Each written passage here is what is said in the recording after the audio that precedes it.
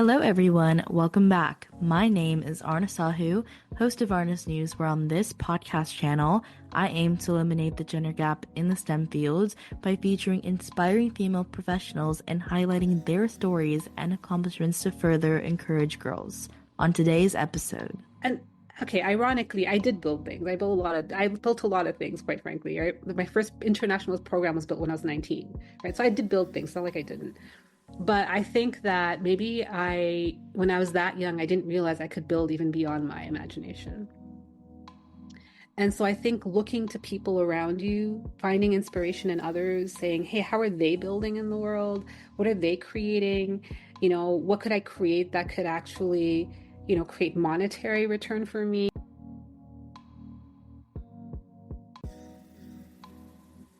Hello everyone, welcome back. My name is Aarna Sahu, host of Aarna's News, where on this podcast channel, I aim to eliminate the gender gap in the STEM fields by featuring inspiring female professionals and highlighting their stories and accomplishments to further encourage girls. Today, I'm pleased to announce our guest, Salima Bhimani. Dr. Salima Bhimani was Alphabet Google's first Chief Strategist and Director for Responsible and Inclusive Technology, Business, and Leaders from 2017 for their moonshot companies such as Waymo, Wing, and X. A trusted partner to tech CEOs and their emerging businesses in fields like AI, venture, robotics, self-driving tech, and biotech, she enabled untapped billion-dollar people, product, and business opportunities into the success of every moonshot through responsible AI and technology. With over 25 years of global leadership in technology, government, nonprofits, and academia, Salima stands out as a high-touch builder, connector, and innovator. She is now managing partner of Morph, an AI innovation practice, and is co-founding a global innovation company focused on emerging markets. So thank you so much, Salima, for being here today. Before we dive into the questions, would you like to introduce yourself? Hi, Arna.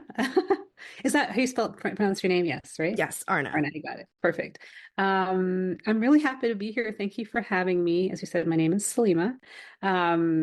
And I love what you're doing with this podcast. So I'm excited to get started and jump into the conversation.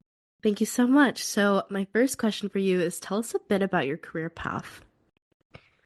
Yeah, my career path started in like my very early 20s. And it really began with a single question. And that really was, what is my purpose in the world? And that question really came from this place since I was a little girl. I had a lot of messages around me messages were basically that you can do and be anything in the world. And I felt really, really lucky for that messaging. That came from my parents, that came from the communities that I was part of. And that was really interesting in light of the fact that I was still existing in a world where a lot of girls and women were told that they couldn't be just anything, like that they couldn't be a doctor, or they couldn't be a lawyer, or they couldn't be the most successful in the room, or they couldn't be the smartest in the room. So I had this interesting dynamic going on where the world has all these stereotypes about women and brown women in particular. And then I had this sort of family and community. They're like, no, you got to go and be badass in the world and go do big things, and we're supporting you. So that question of like, what is your purpose? That question, although I asked it in my early 20s, I really started asking it much younger. And where it led me to was that my purpose is to make the world a better place and to leave it a better place than even the generations before me. And so that really led me to working in places actually with women and girls, really focused on how do we make sure that we are removing the barriers that make it hard for them to succeed in their life, whether that's economically, whether that's culturally, whether that's socially. And so when I was in my late teens, early 20s, I actually went to the Global South, where I worked on a economic development project for women and girls in these mountainous areas in these regions. And oh my gosh, I learned so much from these women about what it means to actually, you know, really stand up in the face of systems that make it hard for you to live a full life. And they taught me about courage, and they taught me about not just seeing for now, but really seeing for the future and building for the generations, and not taking and not accepting no as an answer. Because they were getting a lot of no's, and yet still they're like, nope, we're going to get up in the morning and we're going to figure this out. We're going to figure out how to get an education. We're going to figure out how to get jobs that pay. We're going to figure out how to mold our communities so that they really do support women and girls. So I feel like I had an education by fire, being amongst these amazing women who taught me that it's one thing to have purpose, it's another thing to act on that purpose. And the acting on that purpose requires cultivating a deep sense of courage, having insight and vision, and then going out there and doing it, not just talking about it.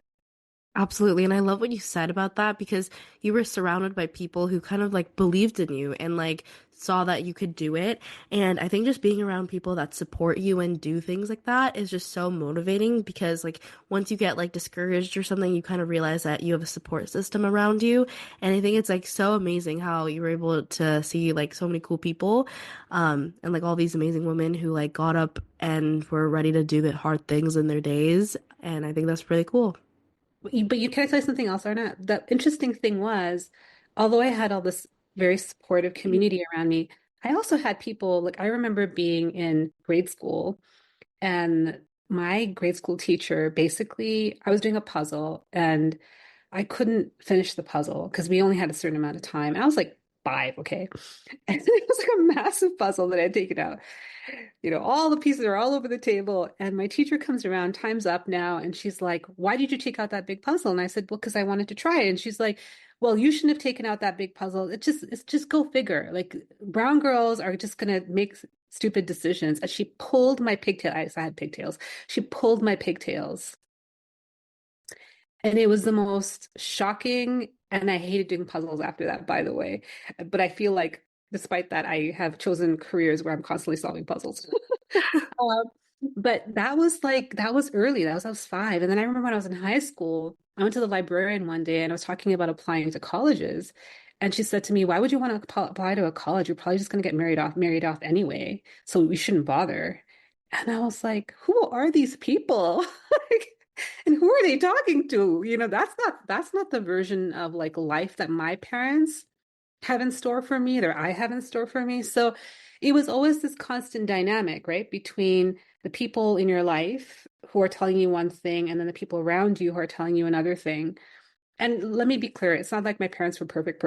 They even had their moments. Like when I was a kid, I was a very quiet girl when I was a child. And I used to get completely, adored for that. She's so quiet. She must be so good. And inside I was like, no, no, I want to yell as loud as I can yell in the world and be heard. So again, it's not like it's a one story. It's not like it's just one story. It's multiple stories that shape you as a person and as a human. True. I mean, that's crazy though, like what they said. I mean, there's always gonna be like the naysayers, but that's pretty insane. Yeah. All right. So my next question for you is what advice would you give someone wanting to pursue a career similar to yours, and do you have any tips to succeed? So my career path has been varied. I don't have a singular path, right? It started in, like I said, women's human rights, economic rights, and educational rights, social rights. And then I moved into working in government and nonprofits. And then I went into education, academia, and then into tech. So I've been in like many, many sectors. I've worked on the policy side, on the research side, on sort of community development side. I've worked in tech. My last job was at Google. My last job in a company was at Google. And there, like you said, I was working with all of their moonshot companies. And my role was really to get those companies to think about how they build technology for more people in the world, not just the same people that they usually build for. And it was an amazing, amazing role. So I think the advice that I would give is that don't think that your path needs to be linear, because chances are, and especially now, it's probably not going to be linear. So allow yourself to be able to adapt and pivot, but start from the place of what really resonates for you as a person. What is going to bring you fulfillment as a human being? And how do you want to shape and contribute to the world? Now, listen, not everybody moves in the world that way with those questions, right? But I do think that for people that are looking to make an impact on the world, those questions are really, really important. Who am I? What do I want to do in the world, and why do I want to do it? Um, and what do I hope to, the legacy I want to build in this world? And I know sometimes when you're young, like if you're like, in your teens or in your 20s, maybe you're not thinking about legacy, right? Because it's early in life. But I don't think it's too late to think about legacy because every step that you take is going to build towards something else, right? It's like the train tracks. You put down the tracks and then a train comes, but you keep putting down tracks so that more trains can come. So I feel like that's really, really important. 100% agreed. And another point I want to add on is like, don't sell yourself short. Like, I Yeah. feel like we all think that we have like a certain limit or like a quota we can Yes. fulfill, and that's pretty much it. Like, we can only give this much, and that's it, and we probably shouldn't do more. But like, the reality is that if you really want to do things that are like pretty cool, then you gotta like put yourself out there more. Like, don't sell yourself short or your capabilities because you never know what can lead you to where unless you just like put yourself out there. And I love that you're saying that because what it reminds me of, I remember when I was 20, probably like 27 maybe. I can't remember. Anyway, my later 20s. I have a background in theater as well and dance. And so I decided to write a play and put this production on. And it was amazing. Like I'd never done it before. I knew nothing about putting together a production. Okay, zero. But I did it. And I did it because I was like inspired internally to tell these stories, and they were about women's lives, tell these stories about women's lives. And I wanted to make sure that these stories were in the world. And so I went and learned it. I went and learned the craft, of how to write a play, how to put on a production, how to manage a team. Like I figured all of that out. Even when I was 19, that first gig that I had in like another part of the world, I was so young, and my parents were like, "What are you doing?" I'm like, "Yeah, I'm getting on a plane." And I'm gonna go work with women and girls in like mountainous areas. You've never been there before, but you're gonna trust me that I'm gonna go there and I'm gonna be just fine. I had no idea. Like I hadn't worked internationally. I was still young. I was still a young woman, but I did it. And I think it's about figuring out within yourself, like where is that spark to do something, and then trust the spark and then realize that you're going to be on a learning curve. And that's normal and that's natural. And actually, that's good. Because if you went in like you knew everything, you'd learn nothing and you probably wouldn't grow. So learn, trust that spark and that inner voice inside of yourself. And then to your point, don't limit yourself because you never know. Absolutely. And my next question for you is what is a common myth about your profession that you want to debunk?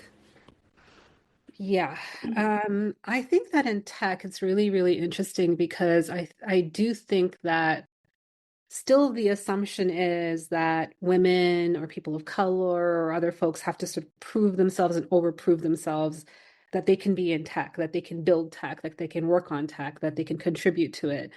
And, when you look at a lot of the data, that still also bears out, right? That you have more men in STEM fields than you do women. And we know that's because for a lot of reasons, a lot of which are barriers that are in the system, right? Whether it's all the way from when you're starting school to moving into, college or university to then getting into the profession, there are still barriers for certain groups of people to get into tech companies and to work at tech companies. Um, so I think that that is a challenge. But what I will say is that technology is deeply part of our lives, whether we like it or not. And in fact, that is just expanding, especially with AI now. A report just came out by HBR that said that women are actually falling behind on utilizing AI. And I think that that is a real problem. So what I'm going to say to women and girls is that you're going to, again, have, like I did, those dynamic voices, right? There's going to be voices in the world that are going to tell you can't, you shouldn't, how could you, all of that stuff. And then I think figuring out and building a community of people that are going to be like, no, no, you can do this. You can do this, right? Technology is not just for some people, it's for all of us. And we need to start utilizing it in service of ourselves. Otherwise, we do get left behind and we get left out. And quite frankly, we can't afford that. I think the human race can't afford that. Women and girls cannot be on the sidelines. Like, absolutely. And I think an important point that you said there is that, like, people are always going to say that you can't do something. Like, it can be as, like, trivial as wearing a certain color of clothing or I don't know, anything like that. And people will always like judge you for that. So if they're gonna judge you like at the microscopic level, then well, like they're gonna probably judge you for like bigger things. So might as well do whatever you want because there's gonna be naysayers wherever you go. But it's up to you to kind of think that, okay, should I follow what they're saying and they're thinking? And like, should I follow what they're projecting? Or should I just like do what I want, you know? And then like just build your own support system. Like there's like the saying where you are like the five people you surround yourself with. Yeah. And like it's a saying that my dad has like told me like continuously. And I think that's really, really true because if you're around people who kind of put you down and like make you feel like pretty bad about yourself, then like that's who you're gonna be. You're gonna be another person who's Yeah. gonna like judge others. But like Yeah. if you're with people who like inspire you, who are positive, emotionally intelligent, then you're going to like slowly become one of those people. And I think it's really important to realize like in any stage of your life that the people you surround yourself with is likely the people you're going to like turn into. So, however that makes you feel, then just keep that in mind. I love that because I think that what you were talking about is your inner circle, right? You're the people who are on your bus with you, you know? And I love what you're saying about that because that's true. Like they are a reflection of you and you're a reflection of them. And to what we said earlier, you're going to have to interact with the world, right? And you're going to meet people who are not going to meet you where you are, who are going to maybe have less expectations or have judgments or assumptions or whatever it might be. And part of, I think, moving in this world in your light, in your flow, in your power is about figuring out how to navigate those people and those things. And I think that comes with time and comes with experience, but just know that that is part of the process. Unfortunately, it just is. But that doesn't have to mean that it's sort of your story. That's not your story. It's an element of the story. Unfortunately, it comes with a lot of our stories, but it's not your story. Your stories are bigger than that and more than that. 100% agreed. And my next question for you is if you could step into my shoes or younger self, what would you have Yeah. asked yourself that I didn't? Oh boy. I think I would have asked, and I think you're already doing this, Arna, which is why I find you so inspiring. Um, I think I would have said, what can I go and build in the world that will show me its impact more immediately? So what I mean by that is like, for example, I did my PhD. And it was an amazing experience. I'm so glad that I did it. And it was a very theoretical PhD. It was very like, a lot of what I wrote about and talked about I mean, it was very practical in the sense that I was exploring relationships between communities and big institutions like governments. But I think what I walked away from that PhD feeling is like, oh, I wish I had gone and built an app to address that. I wish I had gone and built a product that dealt with, how to build better relationships, between communities and institutions. Like I didn't do that, and I wish I had, because I think the thing that I'm realizing is that women have not been told or taught or shown that they can build. They're not just support workers, right? They're not just support workers. They're not just support people. They actually are builders in the world. And so I think if I was going to tell my and okay, ironically, I did build things. I built a lot of things, quite frankly. Right? My first international program was built when I was 19, right? So I did build things, not like I didn't. But I think that maybe when I was that young, I didn't realize I could build even beyond my imagination. And so I think looking to people around you, finding inspiration in others, saying, hey, how are they building in the world? What are they creating? What could I create that could actually, create monetary return for me? Which, again, when I was young, I wasn't thinking about that, right? But wealth generation, I think, is very important for women and young women. Very, very important. Not for its sake only, not because, hey, if you want to be wealthy just because you want to be wealthy, that's fine. But in the context of what we're talking about, I think wealth is important because, by the way, when you have money, you can actually do other things, right? You can contribute to society in other ways. So I think that I would tell myself, go and build beyond your wildest imagination and build wealth. Because that's actually you being a part of the economy, you being a part of society in a way that historically women haven't been told to be, and the doors haven't been open for us to be. So yeah, I think that's what I would tell myself for sure.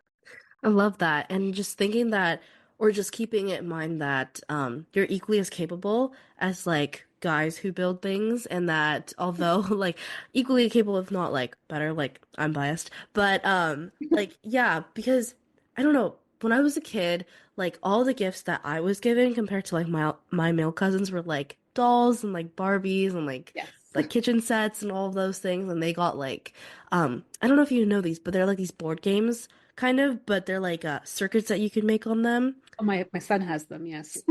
Yeah, so like Yeah, they would get those and like yeah, railroad tracks, and then I would like to play with those, but then I was just like, okay, well, I have like this Barbie set. Like, nothing bad about like Barbies, like I love them, but like just keeping that in mind that if you want to build something, or if you're creative and you want to do something, then don't let what the naysayers say. Don't let them hold you back. yeah. Just do the things that you want to do. Yeah, I agree. Yeah. And my next question for you is, what are the best resources or books that have helped you find your career path? Um, I remember being in university. This was when I was doing my undergrad.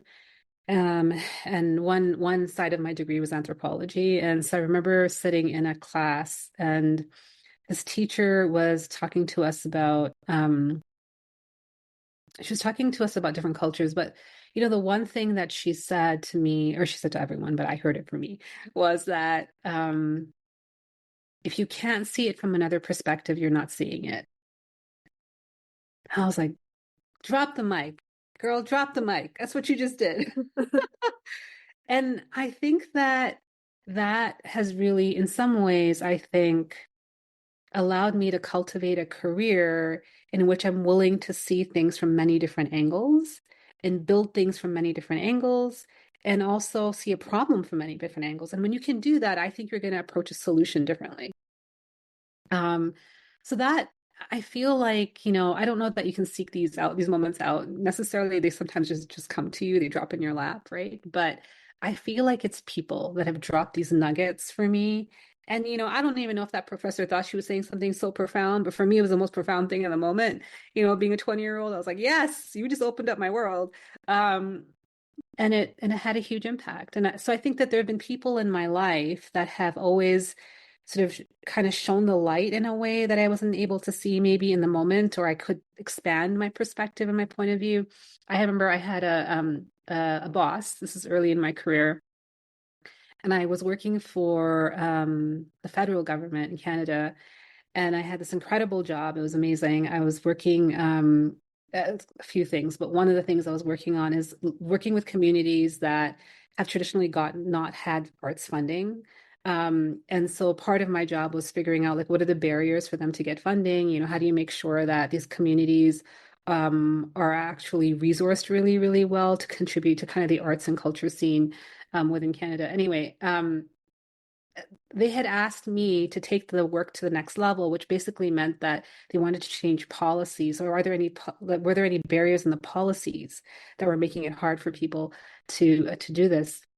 But as I started to do the work, I realized that there was a lot of barriers in the system. So I went to the deputy minister and I just said, "Hey, I feel like the changes that you're asking me to make are going to take like 20 years. Is that accurate?"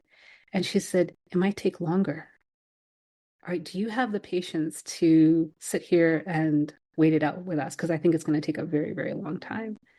And I said, "No." And somebody else might be like, "Well, you should have sat there for 20 years and waited." But I was like, "No," because I think the question she was asking me was not about how patient I was, but more about like, how much change do you want to be a part of and how quickly and where? And I think I realized that in that system, I wouldn't be able to make a lot of change. I would have to really, really, really, really wait for change to maybe happen one day, right? And I actually wanted to be part of systems where I could make change. I'm not saying I had to make big change, but I had to make enough change that I could see movement. And it was a great early kind of question that she asked me, right? And she was asking me about the specific job, but I took it as a larger question, right? Is how am I going to make change? Where am I going to make change? What is that like? What is the time horizon for that change? And listen, change takes a long time. It doesn't matter what kind of change you're making, it takes a long time, usually speaking. But I felt like for me, it's also important to see progress. And progress is never a straight line. I think it's always circular. Two steps forward, 5 steps back, 10 steps forward, 2 steps back. That's the dance that we do. But momentum is really important for me. Absolutely. And I think like kudos to your teacher who like did the mic drop. Like that's crazy. And I think it's important to realize that like sometimes we can be so we can not think of like the other perspective. Like we might be so stubborn to like only think that the way we're thinking about it is true. Yeah. But like that's not always the case. Like you should always like think about like, okay, if I'm thinking that this case is right, why might someone else think that their side is right? And just like Yeah. realizing that, okay, there are different perspectives going on and I should probably think about this in like different facets. And I think what you said about like the second part about like change should is like circular instead of linear is really important because when we think about tackling a problem, we always think that once we think about it, find a solution, Yeah. that's it. But in reality, it's always going to be a curve. It's parabolic. It's not straight or linear. And I think that's really important to know. All right. And then my last question for you before we end off is what do you think is a vital factor that shaped your career? What was your life before learning it? And what was your life after learning it? Can I answer this question really, really slowly so we just never end our interview because I'm enjoying myself so much? Oh, yeah, of course. Okay, now you have to say the question again. So I'm so caught up in trying to slow it down. All right, all right. What do you think is the vital factor that shaped your career? What was your life before learning it, and what was your life after learning it? I don't know that there's been one thing. I think that what has been fundamentally important is that I believe I can. And I think that's been the running theme in our conversation. Um, and just because I don't know how to do something or I don't understand it or I have never done it before has never stopped me from trying. And I'm also willing to fail. I'm willing to be like, yeah, I tried it, didn't work. Okay, great. Now what else is possible? That's always my question. Now what else is possible? Now what else is possible? And I think that kind of ability to be adaptive and to be on your feet. I'm a dancer, so for me, it's like movement is really, really important. And so being able to move and pivot from one position to the next, from one point to the next is really, really important in life, right? It means that you don't get stuck. It means that you allow yourself to grow and expand and change. And I don't ever want to be the same person I was 20 years ago. I want to pull parts of me from 20 years ago for sure forward because that makes me who I am, but it's not all of who I am, right? Because that who I am is changing. And so I think that has always been really, really important. Pivot, change, grow, learn, expand, fail, be sad, cry it out, like whatever, you know, to move through to the next thing. And it's not just the next thing for the sake of it, but for me, because I'm a very purpose-driven person, it's always been about now, how does the world need me to help shape the world? You know, um, Mm-hmm. and that feels like if I keep asking myself that question and I keep coming at it with humility and care and love and kindness, then hopefully I'll keep growing and keep helping shape the world. I love that. Well, thank you so much, Salima, for being on this interview with me. Before we end off, do you have any last words?